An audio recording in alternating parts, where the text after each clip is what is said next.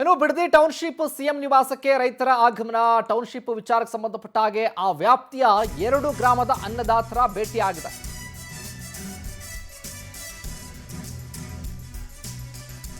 Township ವ್ಯಾಪ್ತಿಯ 2 ಗ್ರಾಮದ ಅನ್ನದಾತರ ಭೇಟಿ. ತ್ವರಿತವಾಗಿ ಅಂತಿಮ ಅಧಿಸೂಚನೆ ಹೊರಡಿಸುವುದಕ್ಕೆ ಆಗ್ರಹವನ್ನು ಮಾಡಿದ್ದಾರೆ. ಸಿಎಂ ನಿವಾಸ ಕಾವೇರಿಗೆ ಆಗಮಿಸಿದ್ದಾರೆ ಅನ್ನದಾತರು. ಸಿಎಂ ಭೇಟಿ ಮಾಡಿ ಅಭಿನಂದನೆ ಸಲ್ಲಿಸಿದ್ದಾರೆ ರೈತರು. ಬಿಡದಿ ಟೌನ್ಶಿಪ್ ವಿಚಾರಕ್ಕೆ ಸಂಬಂಧಪಟ್ಟ ಹಾಗೆ ಮನವಿ ಪತ್ರವನ್ನು ಸಲ್ಲಿಸಿದ್ದಾರೆ ಆ ಭಾಗದ ರೈತರು. ಮುಖ್ಯಮಂತ್ರಿಗಳ ಜೊತೆ ಚರ್ಚೆ ಮಾಡಿದ್ದಾರೆ. ಒಂದಷ್ಟು ವಿಚಾರಗಳ ಬಗ್ಗೆ ಸರ್ಕಾರ ಕೂಡ ಇದ್ರ ಬಗ್ಗೆ ಗಮನ ಹರಿಸಬೇಕಾಗಿತ್ತು.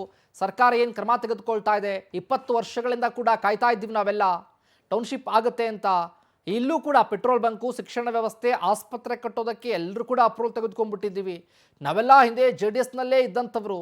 ಈ ರೀತಿಯಾಗಿ ಒಂದು ರೀತಿ DK ಶಿವಕುಮಾರ್ ಅವರ ನಿವಾಸಕ್ಕೆ ರೈತರು ಆಗಮಿಸಿ ರೈತರು ಭೇಟಿಯನ್ನು ಕೊಟ್ಟು ಮಾತುಕತೆಯನ್ನು ನಡೆಸಿದ್ದಾರೆ.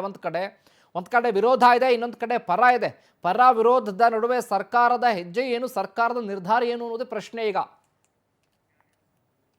ಮುಖ್ಯಮಂತ್ರಿಗಳನ್ನ ಭೇಟಿ ಆಗಿದ್ವಿ. ಬೇರೆಲ್ಲ ಏನು GBDA ವ್ಯಾಪ್ತಿಯ ಟೌನ್ಶಿಪ್ ಏನಿದೆ ಆ ವ್ಯಾಪ್ತಿಯ ಬೇರೆಲ್ಲ ಗ್ರಾಮಗಳ ಫೈನಲ್ ನೋಟಿಫಿಕೇಶನ್ ಆಗಿದೆ. ಆದರೆ ಭೈರವಂಗಲ ಮತ್ತು ಕಂಚಗಾರನಹಳ್ಳಿ ರೆವಿನ್ಯೂ ಗ್ರಾಮಗಳ ಫೈನಲ್ ನೋಟಿಫಿಕೇಶನ್ ಪೆಂಡಿಂಗ್ ಇದೆ. ಕೆಲವು ಟೆಕ್ನಿಕಲ್ ಗ್ರೌಂಡ್ಸಿಂದ ನಿಧಾನ ಆಗ್ತಾ ಇದೆ ಅಂತ ಹೇಳ್ತಿದ್ದಾರೆ ಆಫೀಸಲ್ಲಿ.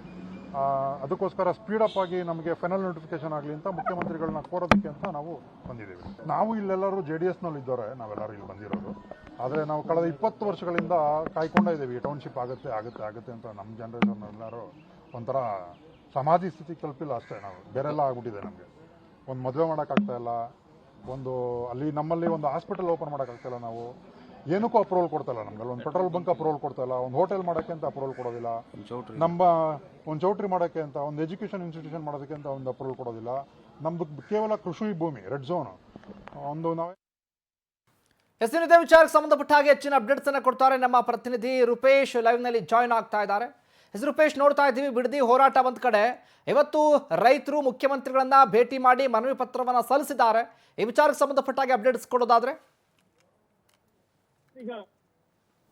ಶಿವಕುಮಾರ್, ಈಗ ಬಿಡದಿಯ ರೈತರ ಹೋರಾಟಗಳು ಜೋರಾಗ್ತಾ ಇದೆ. ಒಂದು ಕಡೆ ಬಿಡದಿ ಟೌನ್ಶಿಪ್ ವಿರುದ್ಧವಾಗಿ, ಒಂದು ಕಡೆ ಬಿಡದಿ ಟೌನ್ಶಿಪ್ ಪರವಾಗಿ ಹೋರಾಟ ಆಗ್ತಾ ಇದೆ. ಇದೇ ರೀತಿಯಾಗಿ ಇವತ್ತು ಒಂದು ರೈತರ ನಿಯೋಗ DK ಶಿವಕುಮಾರ್ನು ಕೂಡ ಭೇಟಿ ಮಾಡಿದೆ. ಇಲ್ಲಿ ಆ ರೈತರು ಹೇಳೋದು ಏನಂತ ಹೇಳಿದ್ರೆ, ಈಗಾಗಲೇ ರೆಡ್ ಝೋನ್ ಅನ್ನಾಗಿ ಈ ಒಂದು ಇಡೀ ಟೌನ್ಶಿಪ್ ಏರಿಯಾಗಳನ್ನು ಮಾಡಲಾಗಿದೆ. ರೆಡ್ ಝೋನ್ ಅಂತ ಹೇಳಿದ್ರೆ ಕೃಷಿಗೆ ಮಾತ್ರ ಸೀಮಿತ ಅಂತ ಹೇಳಿ. ಹೀಗಾಗಿ ಆ ಒಂದು ಜಾಗಕ್ಕೆ ಬೆಲೆಗಳು ಸಿಗ್ತಾ ಇಲ್ಲ. ಒಂದಾಗಿ ಮೇಲ್ಗಡೆ ನೋಡಿದ್ರೆ ಹಚ್ಚ ಹಸಿರು ಕಾಣ್ತಾ ಇದೆ, ಆದರೆ ಕೆಳಗಡೆ ನೋಡಿದ್ರೆ ಎಲ್ಲವೂ ಕೂಡ ಸಮಸ್ಯೆಗಳೇ. ಒಂದ್ ಕಡೆ ನೀರಿಲ್ಲ, ವೃಷಭಾವತಿ ನದಿಗಳನ್ನ ಕ್ಲೀನ್ ಮಾಡ್ತೀವಿ ಅಂದ್ರೆ ಅದನ್ನು ಕೂಡ ಮಾಡಿರಲಿಲ್ಲ ಹಿಂದಿನ ಸರ್ಕಾರ. ಎಲ್ಲವೂ ಕೂಡ ಸಮಸ್ಯೆಗಳು ಮಾಡಿದೆ. ಕುಡಿಯೋದಕ್ಕೆ ಕೂಡ ನೀರು ಸಿಗ್ತಾ ಇಲ್ಲ, ಅಲ್ಲಿ ಎಲ್ಲವೂ ಕೂಡ ಕಲುಷಿತಗೊಂಡಿದೆ. ಹೀಗಾಗಿ ಆದಷ್ಟು ಬೇಗ ಟೌನ್ಶಿಪ್ ಮಾಡಬೇಕು. ಯಾಕೆ ಟೌನ್ಶಿಪ್ ಮಾಡಬೇಕು ಅಂತೇಳಿ ಒಂದಿಷ್ಟು ರೀಸನ್ ಗಳನ್ನು ಕೂಡ ಕೊಡ್ತಾರೆ. ಯಾಕಂತ ಹೇಳಿದ್ರೆ ಅಲ್ಲಿ ಒಂದು ಆಸ್ಪತ್ರೆ ಕಟ್ಟಲಿಕ್ಕೆ ಆಗ್ತಾ ಇಲ್ಲ, ಒಂದು ಪೆಟ್ರೋಲ್ ಬಂಕ್ ಲೈಸೆನ್ಸ್ ತೆಗೆದುಕೊಳ್ಳಿಕ್ಕೆ ಆಗ್ತಾ ಇಲ್ಲ, ಕೃಷಿ ಬಿಟ್ಟರೆ ಬೇರೆ ಏನೂ ಕೂಡ ಮಾಡ್ಲಿಕ್ಕೆ ಆಗ್ತಾ ಇಲ್ಲ.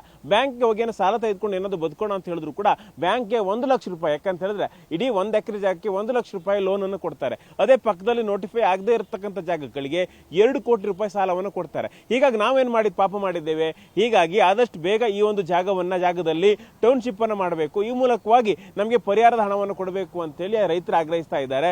ಅದೇ ರೀತಿ ನೋಟಿಫೈ ಅನ್ನು ಕೂಡ ಮಾಡಬೇಕು. ಯಾಕಂದ್ರೆ ಭೈರಮಂಗಲದ ಒಂದಿಷ್ಟು ಪ್ರದೇಶಗಳನ್ನ ನೋಟಿಫೈ ಕೂಡ ಮಾಡಿರಲಿಲ್ಲ. ಹೀಗಾಗಿ ಆದಷ್ಟು ಬೇಗ ನೋಟಿಫೈ ಮಾಡಬೇಕು, ಟೌನ್ಶಿಪ್ ಅನ್ನು ಮಾಡಬೇಕು. ಒಂದು ಕಡೆ 20 ವರ್ಷಗಳಿಂದ ಯೋಜನೆ ಪರವಾಗಿ ಮಾತಾಡ್ತಾ ಇದ್ದೇವೆ.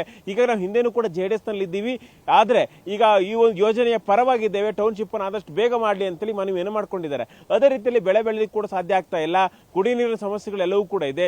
ಈಗ ಆದಷ್ಟು ಬೇಗ ಈ ಜಾಗಕ್ಕೆ ಸಂಬಂಧಪಟ್ಟಂತೆ ಒಂದು ನಿರ್ಧಾರವನ್ನು ತೆಗೆದುಕೊಳ್ಳಿ, ಆದಷ್ಟು ಬೇಗ ಟೌನ್ಶಿಪ್ ಅನ್ನು ಮಾಡಿ ಅಂತೇಳಿ ಮನವಿಯನ್ನ ಮಾಡಿಕೊಂಡಿದ್ದಾರೆ. ಇದಕ್ಕೆ ಸಂಬಂಧಪಟ್ಟಂತೆ ಸಿಎಂ ಕೂಡ ಸಕಾರಾತ್ಮಕವಾಗಿ ಸ್ಪಂದಿಸಿದ್ದಾರೆ ಅಂತೇಳಿ ಹೇಳಲಾಗ್ತಾ ಇದೆ. ಶಿವಕುಮಾರ್. ರೂಪೇಶ್, ನಿಮ್ಮೆಲ್ಲ ಮಾಹಿತಿಗಾಗಿ